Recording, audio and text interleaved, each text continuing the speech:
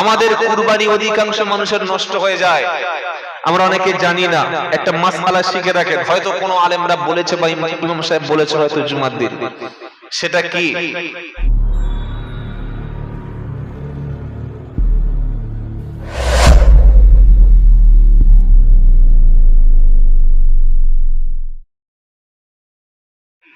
একটা বড় গরু কিনলেন বা বড় মহিষ কিনলেন 60,000 টাকা দিয়ে। সেলিম আর আব্দুল কাইয়ুম দুজনে ভাগী, 30-30 করে দিয়ে 60,000 টাকা দামি একটা কুরবানি দেবে। সেলিমের নিয়ত ছিল, ছেলেরা সবসময় বলছে আব্বা এ বছর দেবে না, এ বছর দেবে না, বড় গরু দেবে যেন গোশ বেশি হয়। সেলিমের নিয়ত ছিল মাংস খাবো। কি খাবো বলো? যত বেশি ওজন হবে মাংসের পার্সেন্টেজটা তত বেশি হবে। আর আব্দুল কাইয়ুম ভাইয়ের নিয়ত ছিল ও শুধু আল্লাহর খুশির জন্য, আল্লাহর রাজির জন্য কুরবানি করবে। একজনের নিয়ত হলো মাংস খাবো, আর একজনের নিয়ত হলো আল্লাহ রাজি খুশির জন্য। দুজনের নিয়ত পার্থক্য হয়েছে না হয় নাই? হয়েছে। আর বুখারীর হাদিসে আমরা কি শুনেছি আলেমদের কাছে? ইন্নামাল আ'মালু বিন্নিয়াহ, প্রত্যেকটি আমল কাজ নির্ভর করে নিয়তের উপরে।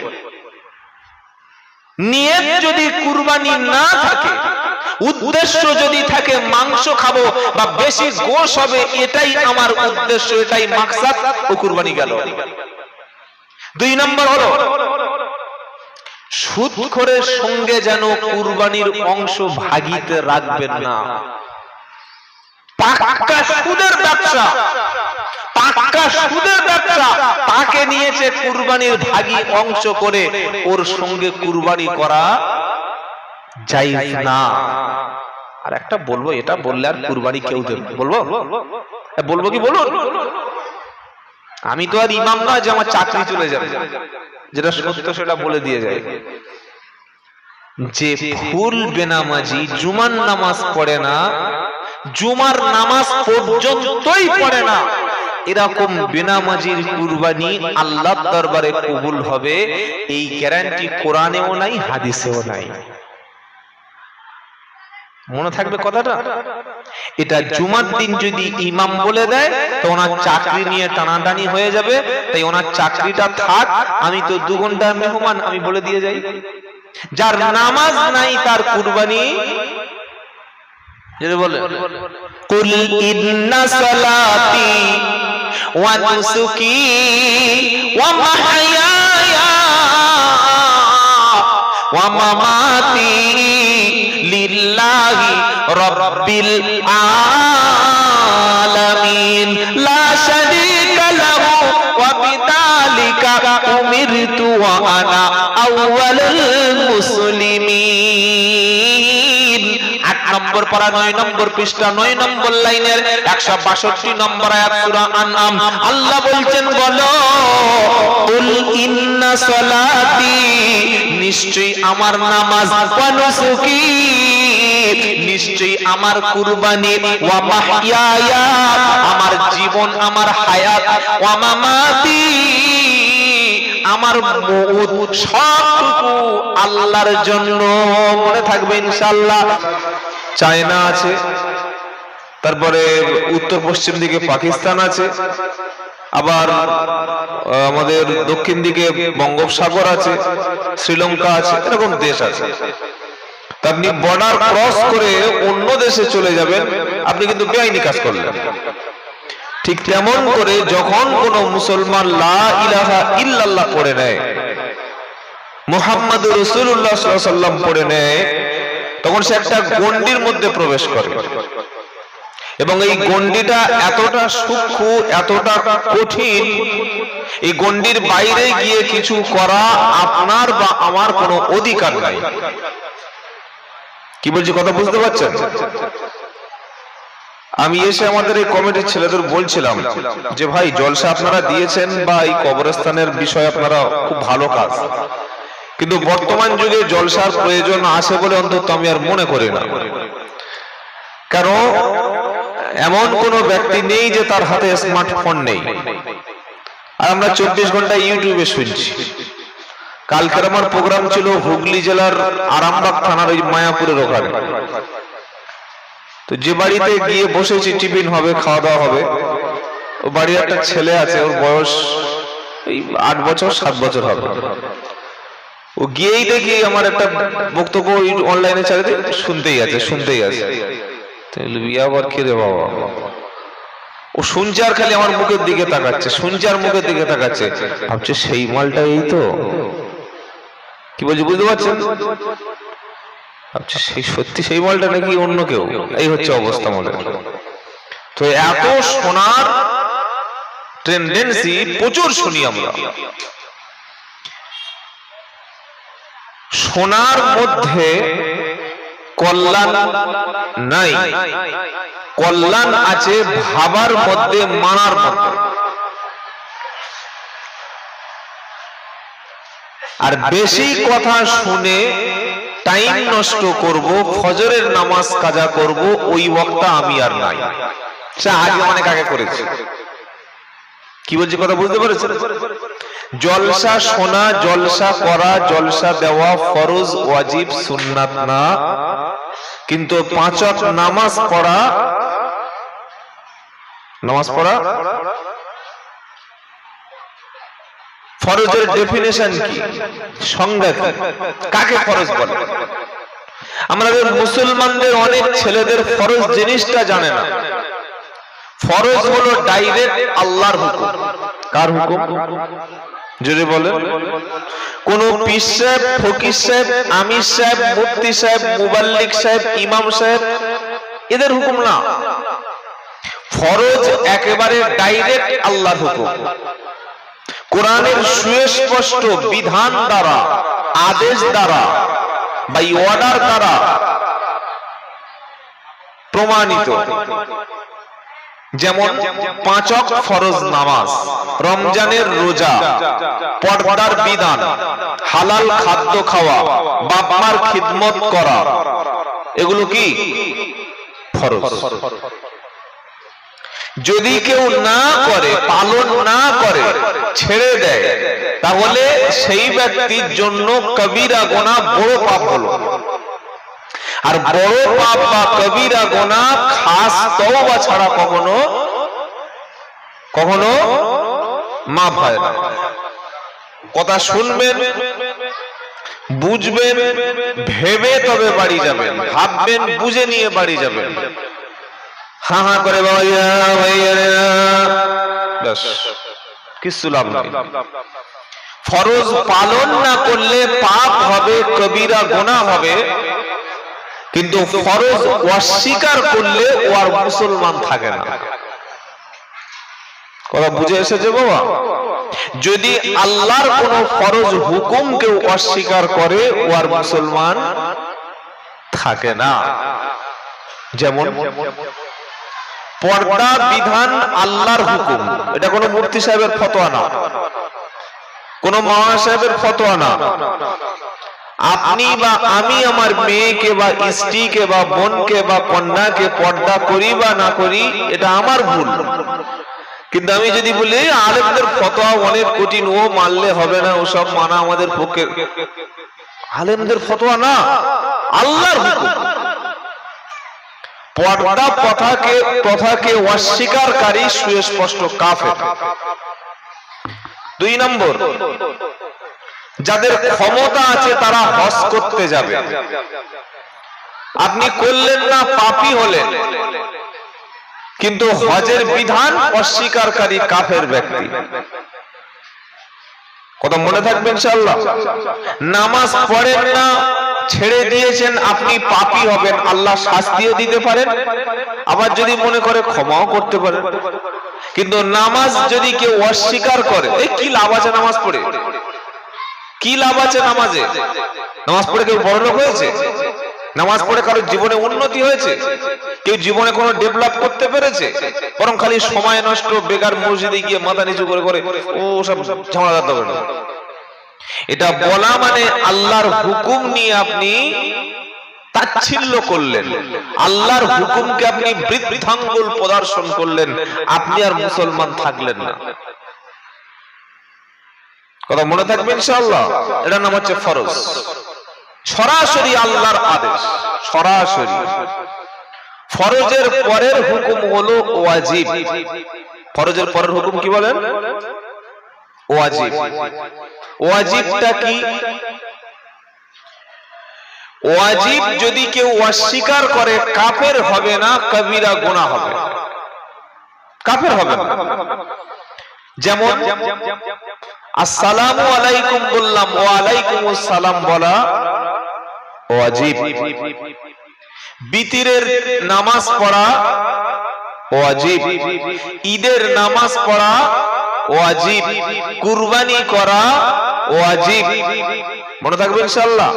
আপনার সামনে কেউ হাঁচি দিল, সে বলল আলহামদুলিল্লাহ, আপনি তার ইয়ারহামুকাল্লাহ বলা এটা ওয়াজিব, যেন মাথায় থাকে। একজন কোরআনুল কারীম তেলাওয়াত করছে, আপনি চুপচাপ থেকে শুনবেন, এটা আপনার জন্য বাধ্যতামূলক, ওয়াজিব। জুমার দিনে ইমাম যখন খুতবা পড়ে, ওই খুতবাটা আপনার জন্য শোনা, জোরে বলেন, ওয়াজিব। এতগুলো ওয়াজিব বিষয় বললাম। ওয়াজিব না মানলে গুনাহ হবে, কিন্তু অস্বীকার করলে কাফের হবে না। কিন্তু ফরজ অস্বীকার করলে, অমান্য করলে কাফের হয়ে যায়। ওয়াজিবের পরের হুকুম হলো সুন্নাত। শরীয়তের কয়েকটা ব্যাখ্যা শুনে নেন, তারপরে বয়ান শুনবেন। সুন্নাত কাকে বলে? সুন্নাত শব্দের অর্থ হচ্ছে পথ, পদ্ধতি, তরিকা। কার তরিকা? আল্লাহর নবীর তরিকা। আল্লাহর নবীর কথা সুন্নাত, কাজ সুন্নাত। করেননি, বলেননি, কিন্তু সাহাবারা করেছেন, তিনি চুপ ছিলেন, এটাও সুন্নাত। এই সুন্নাতের মধ্যে দুটো ভাগ আছে। একটা হচ্ছে সুন্নাতে মুআক্কাদা, যেমন ফজরের 2 রাকাত সুন্নাত নামাজ, সুন্নাতে মুআক্কাদা। মাথায় টুপি দেওয়া সুন্নাতে মুআক্কাদা।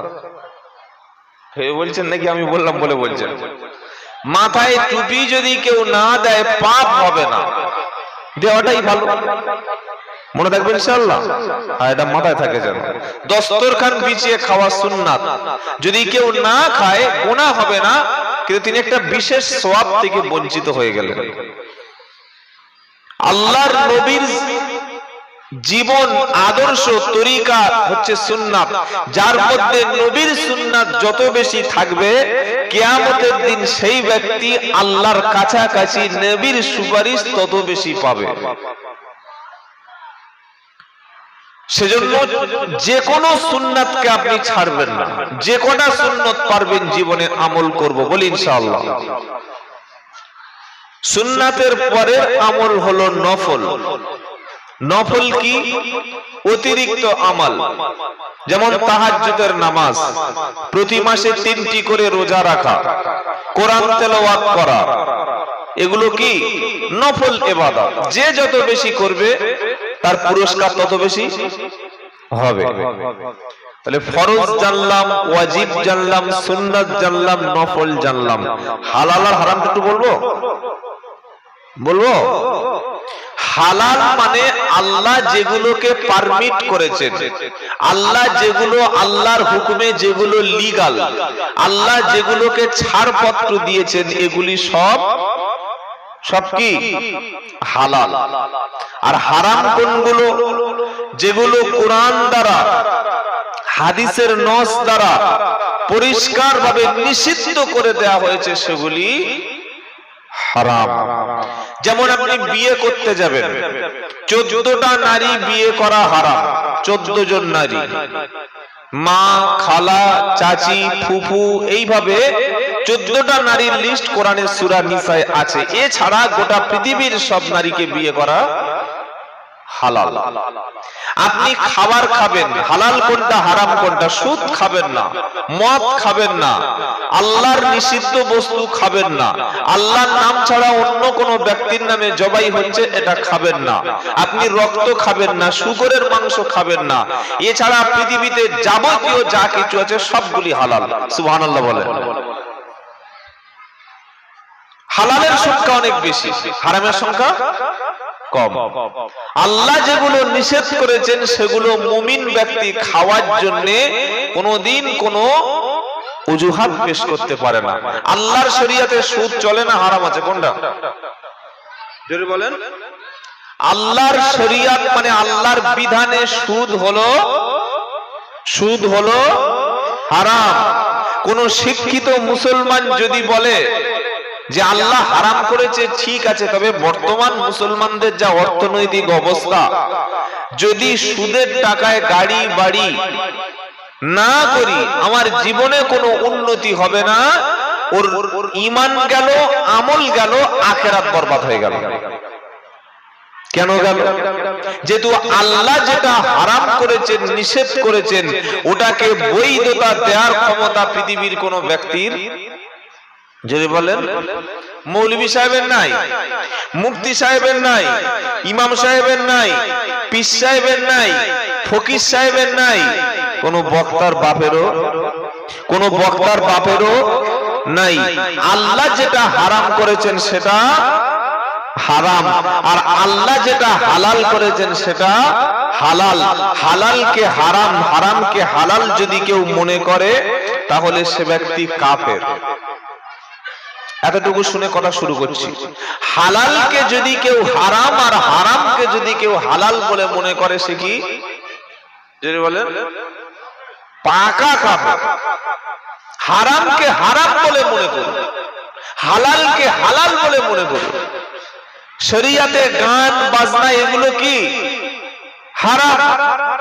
কেউ যদি বিয়ের অনুষ্ঠানে, পয়লা বৈশাখে, 1 জানুয়ারি, ঈদ মিলন অনুষ্ঠানে মিউজিক ব্যবহার করে, ডিজে বক্স বাজায় এবং সে মনে করে ও মৌলবীদের কথা থাকে, এটা আমার জন্য ঠিক আছে, ওতে অসুবিধা নাই, তাহলে ঈমান থাকবে?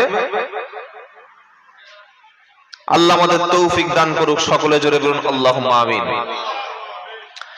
বাবাজিরা, আল্লাহ আল্লাহ ভাইরা, চলুন আলোচনা শুরু করা যাক। আমরা যারা ঈমান এনেছি আল্লাহর উপরে, আমরা যারা বিশ্বাস করেছি আল্লাহর উপরে, পরিপূর্ণ বিশ্বাস আল্লাহর উপরে রাখতে হবে না হাফ বিশ্বাস রাখতে হবে? কোনটা? পরিপূর্ণ বিশ্বাস বলতে কুরআনের শুরু থেকে শেষ পর্যন্ত যতগুলো কথা আল্লাহ বলেছেন প্রত্যেকটি কথার উপরে যারা বিশ্বাস করে তারা হলো ঈমানওয়ালা। আর যারা কিছুটা মানে কিছুটা মানে না, ঈমানের দাবিতে তারা কিন্তু সত্যবাদী। ইন্নামাল মুমিনুনাল্লাযীনা আমানু বিল্লাহি ওয়া রাসূলিহি সুম্মা লাম ইয়ারতাবু ওয়া জাহাদু বিআমওয়ালিহিম ওয়া আনফুসিহিম ফি সাবিলিল্লাহি উলাইকা হুমুস সাদিকুন। 26 পারা সূরা হুজরাতের 16 নম্বর আয়াতে আল্লাহ বলছেন, ইন্নামাল, কেবলমাত্র, মুমিনিন, কেবলমাত্র বিশ্বাসী হলো তারা। কারা? ইন্নামাল মুমিনুনাল্লাযীনা আমানু বিল্লাহ, যারা আল্লাহর উপরে ঈমান এনেছে, ওয়া রাসূলিহি, রাসূলের উপর ঈমান এনেছে যারা, সুম্মা লাম ইয়ারতাবু, ঈমান আনার ব্যাপারে কোন রকমের সন্দেহ পোষণ করে না। ঈমান আনার পরে ঈমানের ব্যাপারে, আল্লাহ এবং রাসূলের ব্যাপারে কোন রকমের কোন সন্দেহ পোষণ করে না। ওয়াজাহাদু বিআমওয়ালিহিম ওয়া আনফুসিহিম ফি সাবিলিল্লাহ, আল্লাহ এবং রাসূলের উপরে ঈমান আনার পরে জান এবং মাল দিয়ে আল্লাহ রাস্তায় সংগ্রাম করে যারা, আল্লাহ রাস্তায় মুজাহাদা করে যারা, কোরআন শোনাচ্ছে উলাইকা হুমুস সাদিকুন, ঈমান আনার ব্যাপারে ওরাই হলো সত্যবাদী।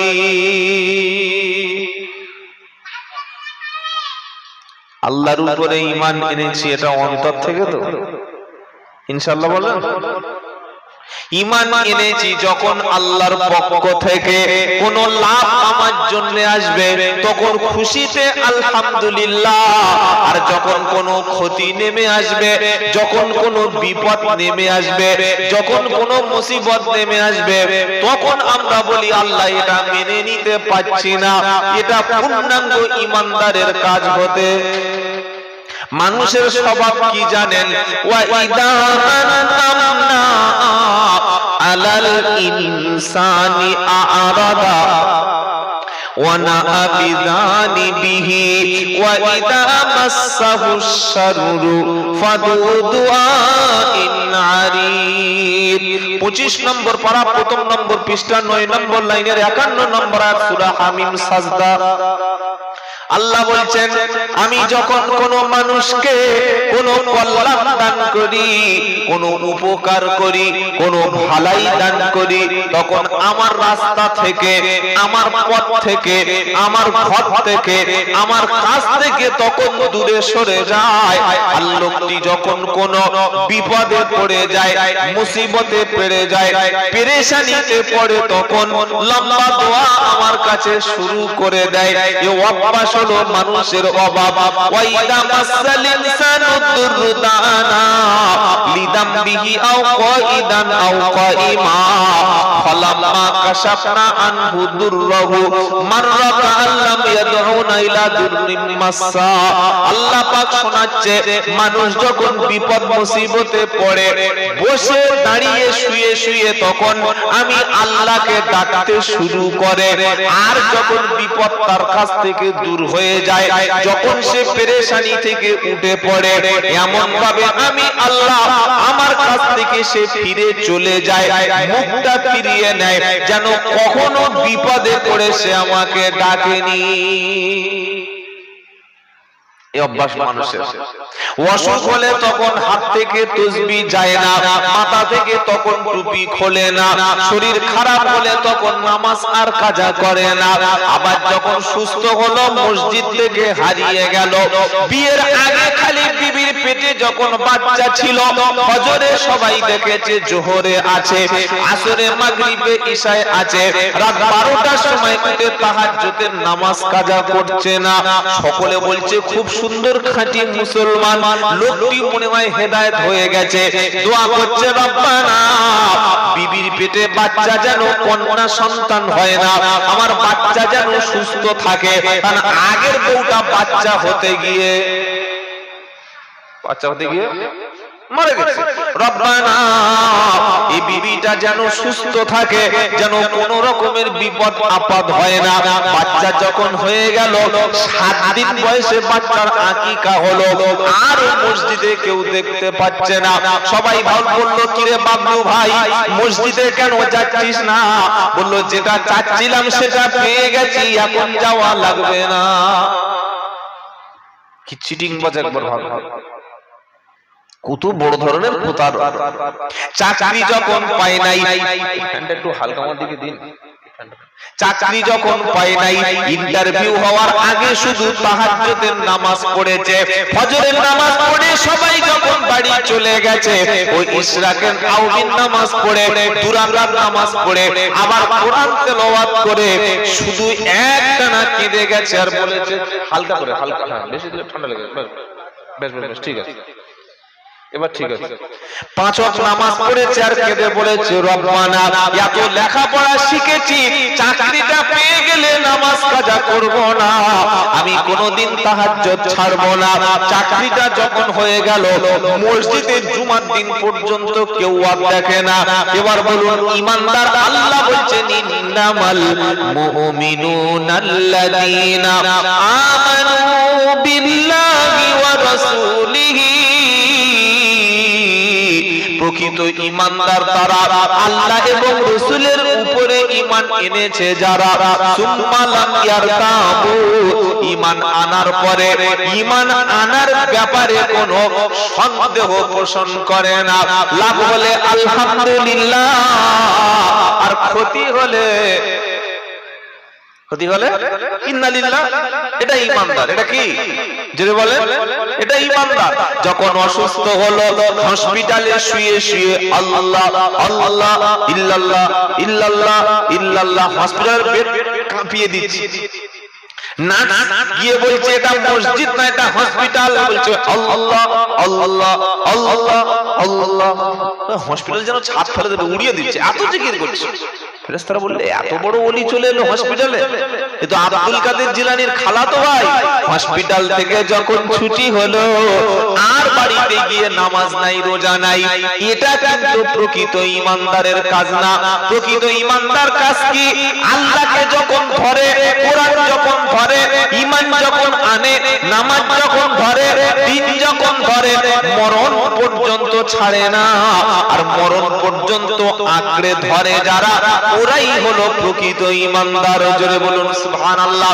সেজন্য আজকের কোরআনের মাহফিলে বসেছি, এখানে বসে দোয়া করি, রব্বানা লা তুযিগ কুলুবানা বা'দা ইয হাদাইতানা ওয়া হাব লানা মিন লাদুনকা রাহমাতান ইন্নাকা আনতাল ওয়াহ্হাব।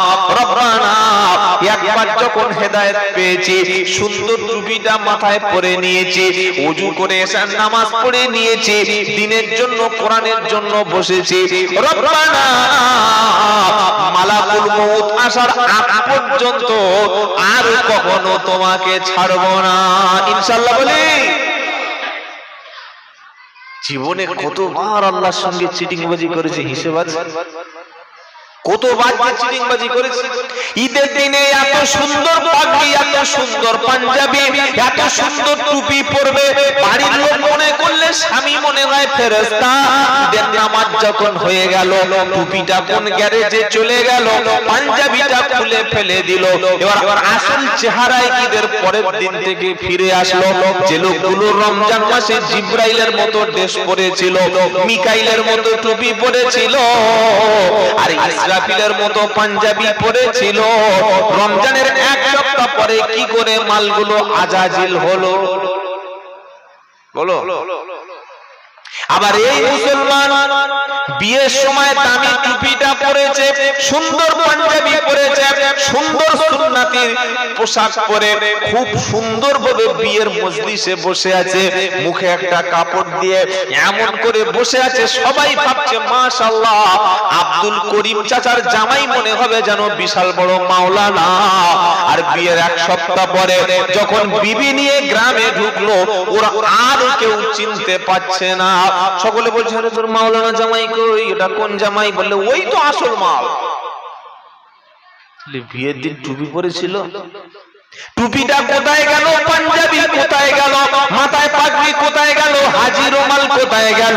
বললে ওটা ভেক ধারণ করেছিল, বেশ ধারণ করেছিল, ওটা ডুপ্লিকেট মাল ছিল। এখন যেটা দেখছো এটাই অরিজিনাল। এরকম 2 নম্বর ডুপ্লিকেট ঈমান কিন্তু চলে না। কেমন ঈমানদার হলে আল্লাহ গুনাহ ক্ষমা করবে? কোরআন শোনাচ্ছে ওয়া ইন্নী লাগাফারুল লিমান তাবা ওয়া আমানা ওয়া আমিলা সলিহান সুম্মা ইহতাদা। 16 নম্বর পারা, 16 নম্বর পৃষ্ঠা, 8 নম্বর লাইনের 82 নম্বর আয়াত, সূরার নাম তাহা। কোরআন শোনাচ্ছে ওয়া ইন্নী লাগাফারুল লিমান তাবা ওয়া আমানা ওয়া আমিলা সলিহান সুম্মা ইহতাদা। কেমন ঈমান আনলে আল্লাহ তার গুনাহ ক্ষমা করে দেবে? কোরআন শোনাচ্ছে ওয়া ইন্নী লাগাফারুল, আমি আল্লাহ অবশ্যই তার জন্য ক্ষমাশীল হব, অবশ্যই তার জীবনের গুনাহগুলি maaf করে দেব, অবশ্যই তার ভুলগুলি, তার ত্রুটিগুলি আমি আল্লাহ মোচন করে দেব। কোন ব্যক্তি? যে ব্যক্তি ওয়া ইন্নী লাগাফারুল লিমান তাবা, যে ব্যক্তি গুনাহ থেকে, অপরাধ থেকে নিজেকে তওবা করে শুধরে নেবে, আর ও আমানা, আমি আল্লাহর উপরে ঈমান আনবে, ও আমিলা সলিহা, ঈমান আনার পরে নেক কাজ করবে। ঈমান তিনটে জিনিস লাগছে, আল্লাহ ক্ষমা করবে, পাপ maaf করবে, তিনটে কাজের উপরে। কটা জোরে বলেন? এক নম্বর হলো ওয়া ইন্নী লাগাফফারুল লিমান তাবা, যে ব্যক্তি তওবা করবে 100 বার আস্তাগফিরুল্লাহ, সকালবেলা উঠে আবার লটারির টিকিট 100 বার আস্তাগফিরুল্লাহ, সকালবেলা উঠে সেই গাজার থেকে গিয়ে বসে থাকা 100 বার আস্তাগফিরুল্লাহ, সকালবেলা উঠে হাঁটুর উপরে লুঙ্গি পরা 100 বার আস্তাগফিরুল্লাহ, সারা জীবন আর বোরকা ছাড়বো না। পাশের ভাবির বাড়িতে ভাবির মেয়ের যখন বিয়ে হচ্ছে এমন মেকআপ করে এমন ছোট্ট ব্লাউজ পরে বিয়ে বাড়িতে গেছে, ইমাম সাহেব আরো মাথা তুলে তাকাতে পারছে না, এটার নাম কিন্তু তওবা না। তওবার অর্থ হলো সারা জীবনের মতো খারাপ রাস্তা ত্যাগ করে দেওয়া। আল্লাহ বলছে আমি আল্লাহ তার জন্য ক্ষমাশীল হব, তার জন্য আমি আল্লাহ গফুরুর রহিম হব। ওয়া ইন্নী লাগাফফারুল লিমান তাবা, যে ব্যক্তি প্রথম শর্ত হলো তওবা করবে, দ্বিতীয় ও আমানা, তওবা করার পরে আমি আল্লাহ আমার উপরে পরিপূর্ণ ঈমান আনবে, আর তৃতীয় ও আমিলা সালিহা, ঈমান আনার পরে নেক কাজ করবে। কি কাজ? নেক কাজ, ভালো কাজ। ভালো কাজটা বুঝবো কি করে? ভালো কাজ বুঝবো কিভাবে? কাজটা হবে আল্লাহর খুশির জন্য আর নবীর তরিকায়। আল্লাহর খুশির জন্য নবীর তরিকায় যে কাজগুলি হয় এটাই হলো ভালো কাজ।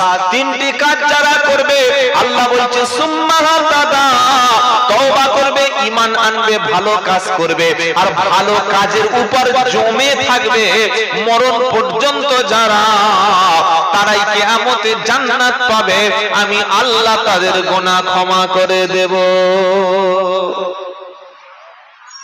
যখন ভালো লাগবে ছুটে গিয়ে মসজিদে ঢুকে পড়বো, যখন বিপদে পড়বো ঘন ঘন মসজিদে যাব, আর বিপদ কেটে গেলে আল্লাহর রাস্তাটা ভুলে যাব, এই 2 নম্বর ঈমান দিয়ে কাজ হবে না। কথা মনে থাকবে ইনশাআল্লাহ। আমরা কোরআন কখন বাড়িতে পড়াই বলেন? বাপের যখন মরণের সময় হয়ে আসবে, মায়ের যখন রোগটা বেড়ে যাবে, যেদিন ঘর চাপা হবে, মিলাদ দেব, দোকানটা উদ্বোধন হবে, সেদিন হাফেজ সাহেবকে ডেকে এনে পাশে বসিয়ে এক খতম পড়িয়ে নেব। দোকান উদ্বোধন হয়ে গেল, ওই দোকানে সুদের কারবার চলছে, ওই দোকানে 2 নম্বরই ব্যবসা চলছে, ওই দোকানে 2 নম্বর মাল বিক্রি হচ্ছে, ওই দোকানে গান বাজনা চলছে, আর খালি নামাজের পরে বলছে রব্বানা দোকানের মধ্যে তাবিজ দিলাম কেন বরকত হয় না? আল্লাহ বলছে শোনো, যে কোরআন দিয়ে তুমি দোকান উদ্বোধন করলে, ওই কোরআন তোমার দোকানের ব্যবসার ক্ষেত্রে যখন তুমি ব্যবহার করছো না, কোরআন দিয়ে দোকান উদ্বোধন হবে, ব্যবসাতে কোনো বরকত থাকবে না। তোমার ঘর চাপার সময় তুমি হাফেজ ডেকে বাড়িতে কোরআন পড়িয়েছো, পড়িছি না পড়াই নাই? আর বাড়ির মেয়েরা কি করে জানেন?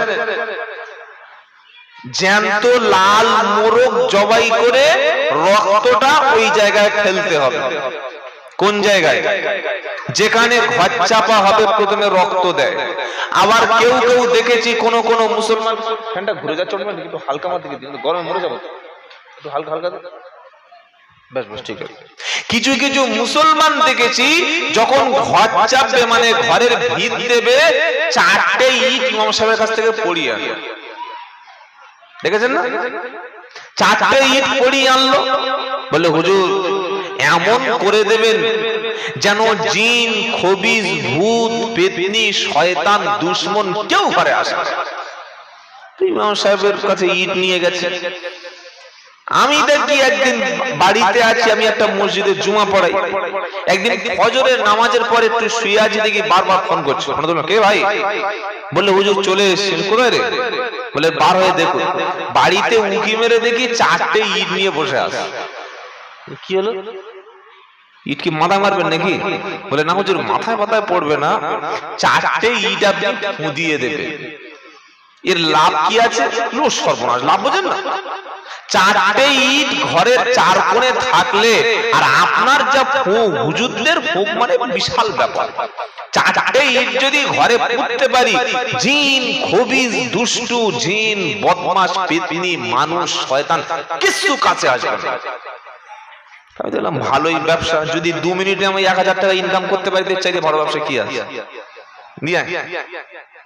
ফালাক, নাস, ইখলাস আর কাফিরুন চারটে পড়ে চারটে মাল ফুট দিয়ে দিলাম।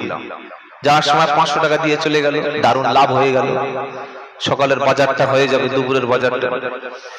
এইবার ইট পড়ে নিয়ে গিয়ে জানতে পারলাম পরে ওই ইটের তলায় আবার ছোট্ট একটু সোনা দিয়েছে। সোনা, স্বর্ণের কোন একটা অংশ মা বা ওর চাচি বা দাদি বলেছে যে ঘর ভিত করার সময় সোনা দিতে হয়। কি বলছি বুঝতে পারছি? তার 15 দিন পরে ঘরের বেসটা তুলেছে, মোটামুটি 2 ফুট মতো হয়েছে। বিম দেওয়ার পরে, টাই বিম দেওয়ার পরে দেখি একটা 30 ফুট বাঁশ পুঁতে মাথায় ঝাঁটা আর একটা জুতো টাঙিয়ে দিয়েছে। এই জুতো আর ঝাঁটা কেন? এই কারণটা কি? বলছে না এটা দিতে হয়। আরে কারণটা বল না, এটা দিতে হয়। জুতো আর ঝাঁটা, তার মানে বুড়ো বয়সে ওই ছেলেদের হাতে লাঠি খেয়ে ঝাঁটা খেয়ে বাড়ি থেকে বার হবে, এখন থেকে সিগন্যাল দিয়ে রেখেছে। কথা বুঝতে পেরেছেন? কতটা কুসংস্কার এই মুসলমানের দিকে একবার ভাবুন। এই কোরআন দিয়ে ঘর উদ্বোধন করছে, কোরআন দিয়ে ঘরের ভিত ফেলছে, কোরআন দিয়ে বাড়িতে দোকান চাপছে, কোরআন দিয়ে নতুন গাড়ি চালিয়ে নিচ্ছে, কিন্তু ওই কোরআনটা ব্যক্তি জীবনে আমল নাই। এটা তো কোরআনকে অপমান ছাড়া কিচ্ছু নয়। তাই নিয়ত করি, যে কোরআন দিয়ে ঘর উদ্বোধন করেছি, যে কোরআন দিয়ে দোকান উদ্বোধন করেছি, যে কোরআন দিয়ে আমি নতুন ঘরের ভিত দিয়েছি, গোটা জিন্দেগিটা ওই কোরআনের উপর চলবো বলি ইনশাআল্লাহ। যদি চলতে পারি তবে আমি মুসলমান, আর যদি না চলি আমি হলাম সবচাইতে বড় নাফরমান। এটা মনে থাকবে বাবা। কোরআনের সাথী যারা, কোরআনের খাদেম যারা, কোরআনের আলেম যারা, কোনোদিন তাদের সঙ্গে শত্রুতা করবেন না। জীবনে কোনোদিন কোন আলেমের পরামর্শ ছাড়া একটা পা তুলবেন না। ও তুললেই ফাঁসতে হবে, তুললেই আপনার জীবন ক্ষতির মধ্যে চলে যাবে। এটা মাথায় থাকে যাবে। কারণ আলেমরা যারা হাক্কানি আলেমে দ্বীন, তারা হলেন নবীদের ওয়ারিস, নবীদের সন্তান তারা। আল্লাহর নবী যেটা বলতেন, নবীর যে দায়িত্ব ছিল, সেই দায়িত্বটা উলামায়ে কেরাম আপনার কাছে হুবহু পৌঁছে দিচ্ছে। তাই হাক্কানি আলেমের বিরোধিতা করা মানে, হাক্কানি আলেমকে অপমান করা মানে আল্লাহর রাসূলকে ইনডিরেক্টলি অপমান করা। আজকে সমাজের মানুষ আলেমকে কোন জায়গায় নিচে নামিয়েছে জানেন? ফোন করে বলছে হুজুর ইমাম সাহেব আছে, কত টাকা দেবেন? বললে একটু মোটামুটি দেখুন না, গরিব এলাকা। গিয়ে দেখি মসজিদটা খরচ করেছে 50 লাখ টাকা। আমি ভাবলাম টিবল টাইয়ে এসবেস্টাস দিয়ে হয়তো টিনের মসজিদ, তাই গরিব এলাকা। 50 লাখ টাকার মসজিদে মিনিমাম ক টাকার ইমাম রাখা দরকার বলুন? মিনিমাম 20,000 টাকা বেতন হবে, হবে কি হবে না? মিনিমাম মুয়াজ্জিনের বেতন 5,000 টাকা হওয়া উচিত কি ভাই? আমি যদি মার্সিডিজ বেঞ্জ গাড়ি কিনি বা ফেরারি গাড়ি কিনি 2 কোটি টাকা দিয়ে, তাহলে আমার ড্রাইভারটাকে মাসে 5,000 টাকা দিলে ওই ড্রাইভার এই গাড়ি চলবে? মিনিমাম একটা এক্সপার্ট ড্রাইভার 15 থেকে 20,000 20,000 টাকা বেতন, তবে তো ড্রাইভারটা ভালোভাবে গাড়ি ড্রাইভ করবে, আমার জীবনটা সেফটি থাকবে। তবে মসজিদ করলাম 50 লাখ টাকা, বিশাল বড় মহল্লা, আর ইমাম অযোগ্য রেখে সেই ইমামের পিছনে নামাজ পড়ে যাচ্ছে। ইমামের ক্রাফট ঠিক নাই। মহল্লার ইমামদের বিশাল দায়িত্ব থাকে। ইমাম যদি যোগ্য হয়, এরকম জলসা সারা জীবন না দিলেও যোগ্য ইমাম মসজিদে রাখলে ওই জলসা কোরআনের মাহফিলের চাইতে ইমামের খেদমতে বেশি প্রভাব পড়ে। বলুন সুবহানাল্লাহ। আমি সেদিন জয়নগরে একটা প্রোগ্রামে গিয়ে বলে এসেছি যে প্রতি বছর জলসা করবেন না, 3 বছর 4 বছর পরে জলসা করুন। কি দরকার প্রতি বছর জলসা করা? এই জলসার টাকাটা খরচ না অতিরিক্ত করে একটা যোগ্য ইমাম রাখুন মসজিদে। একটা ইমাম না হলে আরো 2 জন রাখুন, 3 জন আলেম মসজিদে নিয়োগ করুন।